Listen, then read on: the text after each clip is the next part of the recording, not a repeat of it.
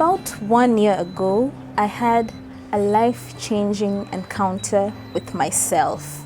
Here's what happened. For about a week, I had been walking around with a heavy feeling inside my chest, whose genesis I couldn't really point to.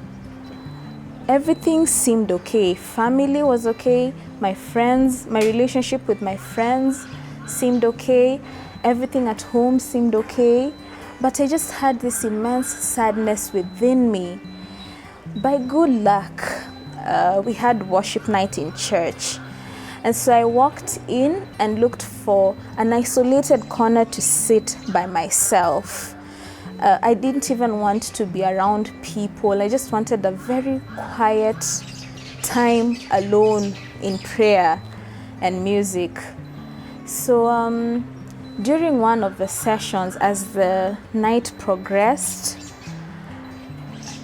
it was a prayer session, I heard the word shame quietly settling into my mind, and suddenly all the feeling that I had been carrying within me came out, and I just fell down and started crying. I broke down in tears.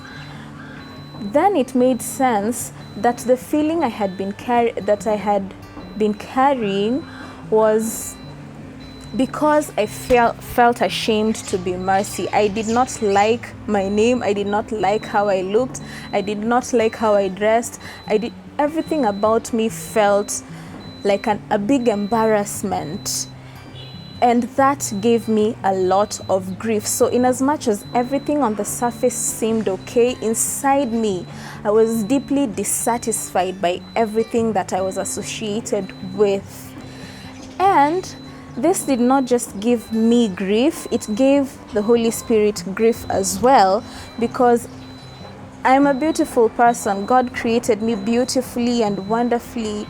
And yet, in my opinion, his work on me was bogus. And it hurt him that I hated myself so much.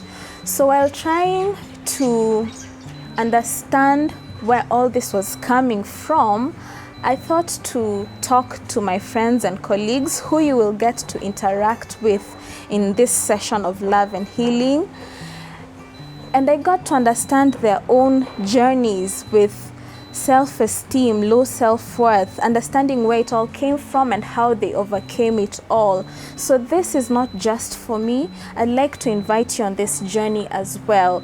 If you struggle with low self-worth, then you are in the right company here with us. So please listen in and take in as much as you can, because we have much to overcome and we will do it together. I'd give myself a 7 now. Well, I would say I'm approaching 6. That's because I grew up in a place where I had a lot of low self-esteem, and I never felt like I was worthy of the opportunities that I was getting. I would say 7. Yeah, 7. I still have room for improvement, but I think I'm not that badly off. I feel like I have to fight my way into accepting that I can be able to do what that opportunity requires me to do. So it's a battle that I've fought for a long time, and I feel like I've passed the half mark, and now I'm on the other half. Approaching the 6th, number 6 before I get to 10. So it's still a work in progress, but I'm pretty much confident compared to how I started and where I am today. Right now I'm at 8, so I can say I'm doing good. I have grown past the believing the self-talk in my mind. I've changed that from negative self-talk to positive self-talk. I've been able to grow. I believe I'm heading towards my success path. So I think being aware that, number 1, I have a gift, or I have gifts rather, and then being aware that the gifts have been given for a particular purpose. So that awareness first, and then the second thing now is, how do I execute? How do I use those gifts to do my daily, if it's my daily work or it's executing my purpose in life, So I feel like I know my giftings. Before, a few years back, I really didn't know much about my gifting. But I feel that like I know my gifting at this point in time. And I feel on a daily basis, also because of the career that I have, I feel on a daily basis I get to use those gifts and those abilities to do work and also to live out my purpose. So that's why 7, but I still feel there is room for improvement. There is work to be done. But yeah, siko pabaya sana. I grew up very, very poor. And so I felt like in my life, I wasn't going to amount to anything. And so every place I went, every opportunity that opened up for me, I always looked at it as where I grew up and how getting education was hard for me. You know, getting stuff wasn't easy. And so I always feel like maybe someone else should get it, someone who had a better upbringing. So for me, my upbringing has played a very big part in many instances in making me feel like I am at one. Like I was worthless. Not good at anything. Academics, 0. House chores, 0. Everything. I would cook a meal and it backfires. Everything was just, I was not good at anything. Growing up, it was hard because you never found anyone to compliment you. When you would talk to people, there's always someone who had something to say about how you look, how thin you are, how, you know. So I had a hard time having confidence and thinking that I'm worth it, or I have, you know, I have attained the level of where I can say that I'm confident in myself. So yeah, I struggled a lot growing up. I struggled a lot any time I would go from one level to the other, like from my primary school to the high school, moving to Shags and then back to Nairobi.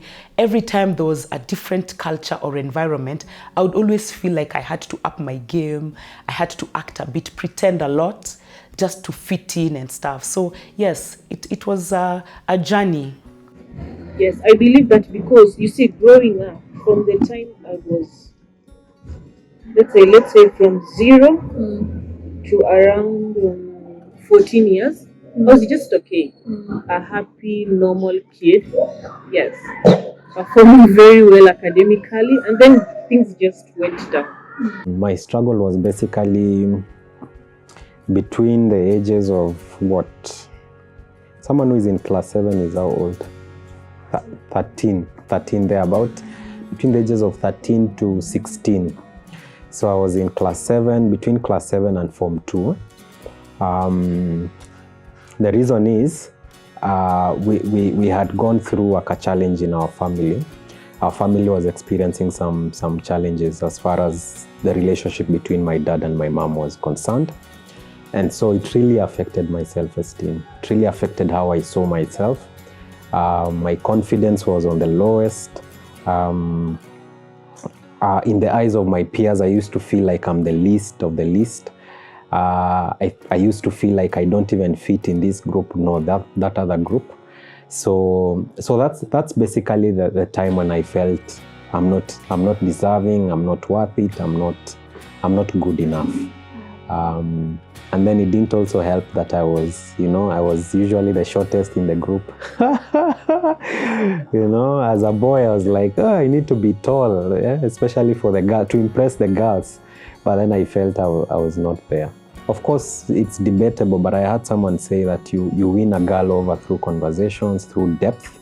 But for a guy, you only need to look well buffed and have the things that are physical. So for me, I used to really perceive that like I needed to achieve A, B, C, D, those tall, dark, and handsome qualities. But I was nowhere near that. So my clothing as well was just out of the picture. My clothes couldn't even save me. I mean, my height is betraying me, my clothing as well. So image is a big deal for men, especially growing up, I would say. For that teenage period, I think image is the biggest deal for a man, for a boy growing up. At home, there was a lot of teasing going on. I was teased a lot by my sisters, my brothers.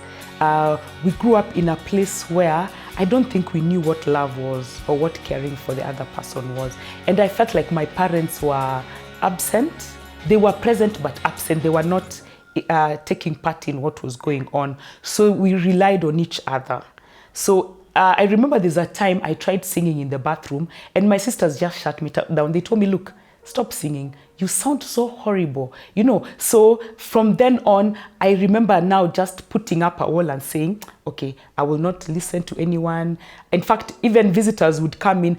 If you ask around, I was the one who was standoffish. I would be the one not talking. I would be the one going to the room. I was not social at all.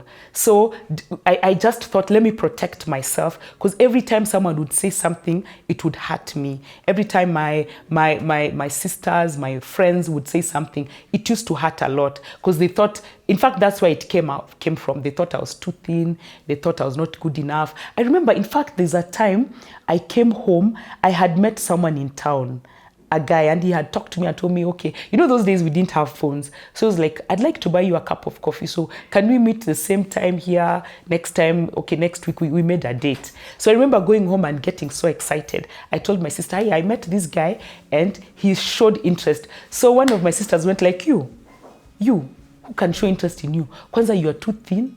You're too what? And you know, she laughed so loudly. Do you know, I didn't even go for the date, because now I just thought, I'm not good enough. So all that had been happening growing up. Every time I'd take my grades home, my dad would be like, why weren't you number one? And that time, you see, we were in a mixed school. So I've topped amongst boys. So I am top among the girls. So maybe they're like boys in front of me. So I'm expecting him to affirm me, and it'd be like, if the only time I can accept your grades is if you are number one. So you see, all that was a battle I had. So now by the time I was a preteen, I had already built a wall, and I had said, whatever people say, I don't care. This is me. They accept it or they can, I don't know. I didn't care. In fact, I remember I used to tell myself, I don't care. I don't care what you think.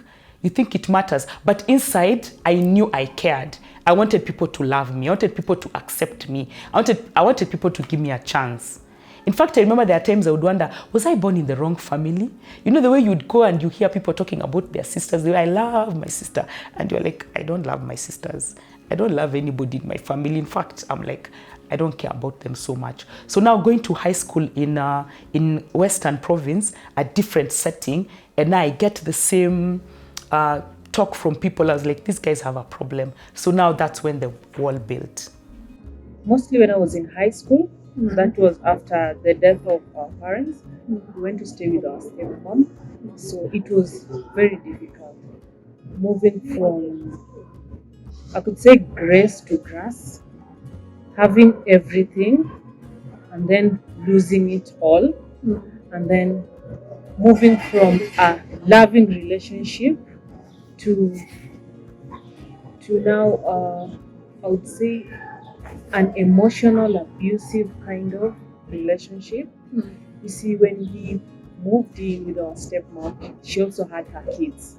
So issues started when, there was always comparisons between us and her kids. There was also blackmail between her kids and us. Yes. So it was not so easy. You see, I was in high school. I was also dealing with adolescent stage. So much was happening. When I talk about adolescent, pimples all over. You look at your body, you don't like it because your body is changing. So when I look at myself and I look at my peers, I'm not so proud of myself. And then this coupled up with other emotional things at home, at school, it was just too much. My confidence level, I guess, really dropped to a 1. The worst is when I was in high school. I went to high school in Western Province, and I grew up in Nairobi. So here I am, this confident girl. I think I could say I know it all. That's what I thought. And I grew up being told that just say what's on your mind. So when I got to this setting, was a different culture where if someone in authority talks to you, you're supposed to look down. So every time I would look up to say something, or I would kind of negate what someone in authority is saying, I would be shut down. And it got to a place where my friends and the people I was with in school thought that I thought highly of myself. So it really beat me down and I just went under. It got to a place where now, after my Form 4, I did my Form 4 first in the first high school. So I got into a lot of trouble with the headmistress, a lot of trouble, Mercy. I got into a lot of trouble, so I did not get to start my exams with the rest of my colleagues. So by the time now I was getting back to school, I had missed some of the exams. So I just got in, and from then on it was downhill. So, and my dad, you know, what actually happened was my dad refused to come to school to see the headmistress. So the headmistress sent me away. By the time my sister realized that I have not been going to school, she took me to school to herself and even told the headmistress, you know, this girl should be in school right now. The exams have started. So I was told, come on, go and get into class. And I remember even the conversation my sister had with the headmistress, like asking her, why did you send her off and why did you want her parent to come? Guess what she said? She said because of making noise in the dorm. So I just broke down. Because I couldn't imagine I had stayed home for more than 2 months while people were studying, and it was my Form 4 exam just because of that. And by the time I got into the exam room, I even remember the invigilator telling me, look, stop crying, because I couldn't even just do my exam well. And now, after that, I repeated and went to another high school. And now I couldn't even stand in front of people. I couldn't even say anything. Anytime I was asked something, I would start shaking, I would look away. So I think that's when it went downhill. And from that time now, it was a real struggle trying to to understand myself and see myself as someone who is worth even standing in front of people. Yeah, I grew up with a single parent. So the fact that my dad has never been there, you know, there's that feeling of rejection, of feeling like, why? You know, you keep asking yourself that question where there's no explanation of why he left, and you keep asking yourself why. You feel rejected, and you know a parent is one of the closest people, and you feel like if one of the closest people rejected me, then I feel like I always have to convince people to like me because the closest person rejected me, you know? So yeah, for me, I would say it wasn't something that someone said, but it's that happening always made me aware of the fact that there's rejection here, and I have almost have to prove myself to someone and to people. So not maybe someone said something, but just the feeling of rejection from growing up, knowing that I have a dad out there, and who wanted nothing to do with me and as a kid. Voices of my friends, because I thought I wanted to be loved. I wanted to be thought of as a good person. So whatever they would say, I thought it had an impact on me. Or I thought, okay, they were saying what they think of me. So for me, it mattered. It mattered what my friends thought of me. So if they said I was a nice person, if they said I was a bad person, it really mattered, because I wanted, anyway, who wouldn't want friends? I wanted friends. So it really mattered. And anytime someone would say I'm too thin, I was like, what do you think? Am I really too thin? I would really rely on the SI unit of people being too thin, being too aggressive, or talking too loudly, looking people in the eye, all those. So it mattered. I never really saw value in me. There was a time I just felt like I was just using up God's oxygen because nothing was working out. Everyone with their negative opinions, and then you know, when people give you opinions, it's upon you to choose between the positive ones and the negative ones. There are those people who can take, when you give them negative opinions, they will not just throw it out of the window. But me, I'm not that kind of a person. I overthink. Even if you give me a compliment, I'll be like, I'll start thinking of the hidden message behind that. I won't really trust that. I'll be like, oh, does he or she want me to change? Is this dress really beautiful? Because when I got to school in the very beginning, they spotted my talents and my abilities. So I was there, I was in the drama club, I was in the public speaking, and every time the headmistress would affirm me, should make me participate in all that. So I knew I was doing good. So the minute I was shut down by her, so at that time, it didn't matter what people were saying. The words were coming in, but it didn't matter because every time they would say something, I would brush it off. I would not really think about it. I would go and tell myself they're just jealous. What do they know? They're from a different culture, etc. So I would, how do we say it? Kujichocha. I would tell myself, I'm doing good, I'm okay. If the head of the school thinks I'm good, I'm good. So the minute now she changed, and now sent me out of school, and now we look like we were not on the same page with her. All those things that people were telling me, oh, you're not good enough, all those things that I had been told at home now came flooding in. So now the self-talk was not working anymore. I would try to do the self-talk, I would try to encourage myself, but at that time I just thought, okay, there it is, I am done. I am not as good as I thought I was. Losing parents, and then we were 3 siblings, we couldn't stay with one particular person because then they would brand it as being overburdened. So we had to stay with different relatives at different times. So in a couple of around 5 years, I think I was just jumping from one relative's house to the other, to the next, until I got this relative who really welcomed me well. I kind of felt like part of the family, but at some point, I think I'd overstayed my welcome. So when we had a conflict, she asked me that if I was to send you out of my house today, where would you go? So that question was really burning. I really felt so bad. I didn't expect it from her. Yeah. But it was also a wake-up call. So I actually say, thanks to her, I am where I am today. Because I told myself I don't ever want to go and stay with a relative again. Yes, I don't want to be in a situation where I have to please people in their houses. I have to do odd chores, just to please them. So at my lowest point, yes, at some point I thought of committing suicide, but then I wanted it to be successful. That's why I didn't go ahead with it, because I was afraid. I said, if I overdose and then I survive, I'll even make my situation worse. I was not so bold enough to stab myself with a knife. So I just said, let me just go to church. So when I turned 40 is when I thought, okay, now I've just had it. I'm going to do me. I will do what I want to do. I will do what I feel I love doing, and I don't care what people think about me. And even that's when I resigned and just now started cooking and being a caterer. That's when I resigned. I think it was when I was 40. At that time, there was a change of leadership in our organization. So, and I had worked there for 10 years. So in that period of 10 years, I had worked so hard to be accepted. I had worked so hard. When I got there, I was a receptionist.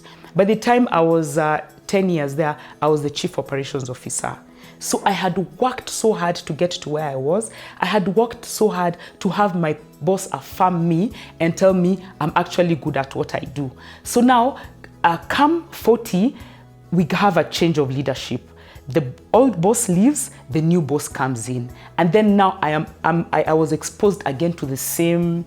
Now she started putting me down again. So I was like, no. Now I have again to work hard to make this person again accept me and think I'm worth to be this and this place. That's when now I started talking to myself and asking myself, really, if up to now, nobody thinks a new person comes in and they think I'm not worthy of this space, then I'm in the wrong place. That's when I just told myself, no, I can't take another beating. And that's when I walked away.